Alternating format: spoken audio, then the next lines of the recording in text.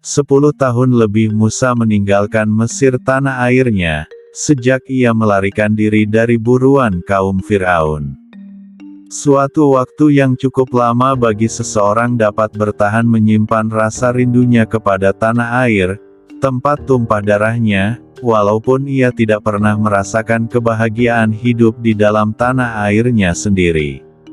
Apalagi seorang seperti Musa yang mempunyai kenang-kenangan hidup yang seronok dan indah selama ia berada di tanah airnya sendiri selaku seorang dari keluarga kerajaan yang megah dan mewah, maka wajarlah bila ia merindukan Mesir tanah tumpah darahnya dan ingin pulang kembali setelah ia beristrikan Safura, puteri Syuaib.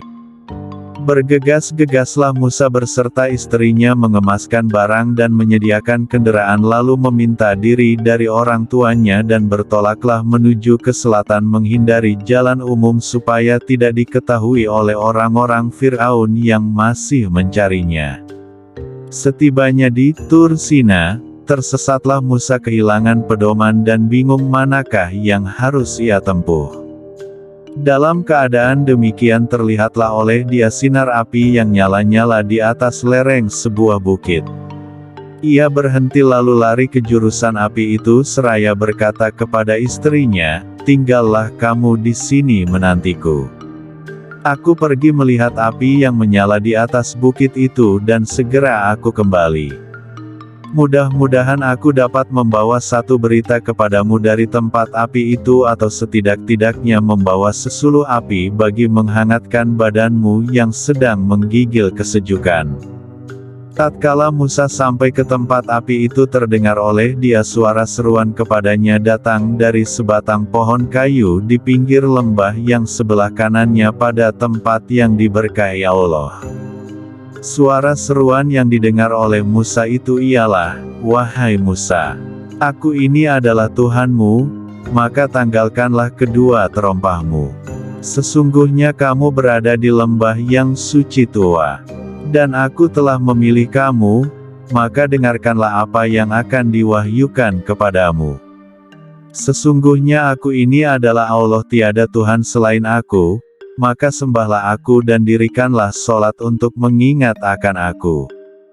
Itulah wahyu yang pertama yang diterima langsung oleh Nabi Musa sebagai tanda kenabiannya, di mana ia telah dinyatakan oleh Allah sebagai Rasul dan Nabi-Nya yang dipilih. Nabi Musa dalam kesempatan bercakap langsung dengan Allah di atas bukit Tur Sina itu telah diberi bekal oleh Allah yang Maha Kuasa dua jenis mukjizat sebagai persiapan untuk menghadap kaum Fir'aun yang sombong dan zalim itu. Bertanyalah Allah kepada Musa, "Apakah itu yang engkau pegang dengan tangan kananmu, hai Musa?" Suatu pertanyaan yang mengandungi arti yang lebih dalam dari apa yang sepintas lalu dapat ditangkap oleh Nabi Musa dengan jawabannya yang sederhana. "Ini adalah tongkatku, aku bertelekan pedenya dan aku pukul daun dengannya untuk makanan kambingku. Selain itu aku dapat pula menggunakan tongkatku untuk keperluan-keperluan lain yang penting bagiku." Maksud dan arti dari pertanyaan Allah yang nampak sederhana itu baru dimengertikan dan diselami oleh Musa setelah Allah memerintahkan kepadanya agar meletakkan tongkat itu di atas tanah, lalu menjelmalah menjadi seekor ular besar yang merayap dengan cepat sehingga menjadikan Musa lari ketakutan. Allah berseru kepadanya, "Peganglah ular itu dan jangan takut. Kami akan mengembalikannya kepada keadaan asal."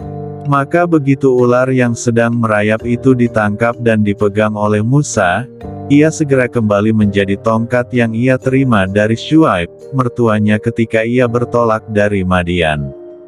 Sebagai mukjizat yang kedua, Allah memerintahkan kepada Musa agar mengepitkan tangannya ke ketiaknya yang nyata. Setelah dilakukannya perintah itu, tangannya menjadi putih cemerlang tanpa cacat atau penyakit. Musa diperintahkan berdakwah kepada Fir'aun. Raja Fir'aun yang telah berkuasa di Mesir telah lama menjalankan pemerintahan yang zalim, kejam dan ganas. Rakyatnya yang terdiri dari bangsa Egypt yang merupakan penduduk pribumi dan bangsa Israel yang merupakan golongan pendatang, hidup dalam suasana penindasan, tidak merasa aman bagi nyawa dan harta bendanya. Tindakan sewenang-wenang dan pihak penguasa pemerintahan terutamanya ditujukan kepada Bani Israel yang tidak diberinya kesempatan hidup tenang dan tenteram. Mereka dikenakan kerja paksa dan diharuskan membayar berbagai pungutan yang tidak dikenakan terhadap penduduk bangsa Egypt, bangsa Fir'aun sendiri. Selain kezaliman, kekejaman, penindasan dan pemerasan yang ditimpakan oleh Fir'aun atas rakyatnya, terutama kaum Bani Israel, ia menyatakan dirinya sebagai Tuhan yang harus disembah dan dipuja. Dan dengan demikian ia makin jauh membawa rakyatnya ke jalan yang sesat tanpa pedoman tauhid dan iman, sehingga makin dalamlah mereka terjerumus ke lembah kemaksiatan dan kerusakan moral dan akhlak.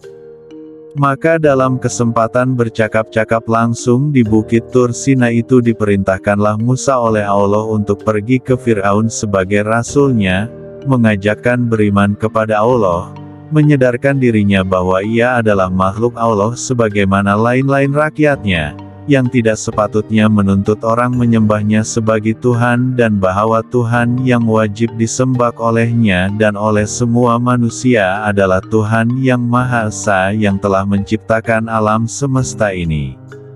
Nabi Musa dalam perjalanannya menuju kota Mesir setelah meninggalkan Madian, selalu dibayang oleh ketakutan kalau peristiwa pembunuhan yang telah dilakukan 10 tahun yang lalu itu, belum terlupakan dan masih belum hilang dari ingatan para pembesar kerajaan Fir'aun.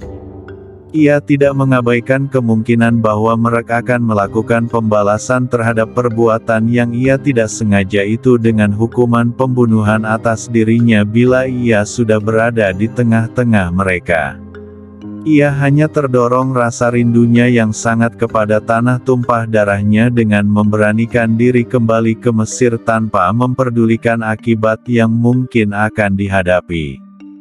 Jika pada waktu bertolak dari Madian dan selama perjalannya ke Tur Sina, Nabi Musa dibayangi dengan rasa takut akan pembalasan Fir'aun, maka dengan perintah Allah yang berfirman maksudnya, gelombang, pergilah engkau ke Fir'aun, sesungguhnya ia telah melampaui batas. Segala bayangan itu dilempar jauh-jauh dari pikirannya dan bertekad akan melaksanakan perintah Allah menghadapi Fir'aun apapun akan terjadi pada dirinya. Hanya untuk menenteramkan hatinya berucaplah Musa kepada Allah, aku telah membunuh seorang derepe mereka, maka aku khawatir mereka akan membalas membunuhku, berikanlah seorang pembantu dari keluargaku sendiri, yaitu saudaraku Harun untuk menyertaiku dalam melakukan tugasku meneguhkan hatiku dan menguatkan tekadku menghadapi orang-orang kafir itu apalagi Harun saudaraku itu lebih petah lancar lidahnya dan lebih cekap daripada diriku untuk berdebat dan bermujadalah. Allah berkenan mengabulkan permohonan Musa, maka digerakkanlah hati Harun yang ketika itu masih berada di Mesir untuk pergi menemui Musa mendampinginya dan bersama-sama pergilah mereka ke istana Fir'aun dengan diiringi firman Allah, janganlah kamu berdua takut dan khawatir akan disiksa oleh Fir'aun. Aku menyertai kamu berdua dan aku mendengar serta melihat dan mengetahui apa yang akan terjadi antara kamu dan Fir'aun. Berdakwahlah kamu kepadanya dengan kata-kata yang lemah lembut, sedarkanlah ia dengan kesesatannya dan ajaklah ia beriman dan bertauhid, meninggalkan kezalimannya dan kecongkakannya. Kalau dengan sikap yang lemah lembut daripada kamu berdua ia akan ingat pada kesesatan dirinya dan takut akan akibat kesombongan dan kebongkakannya.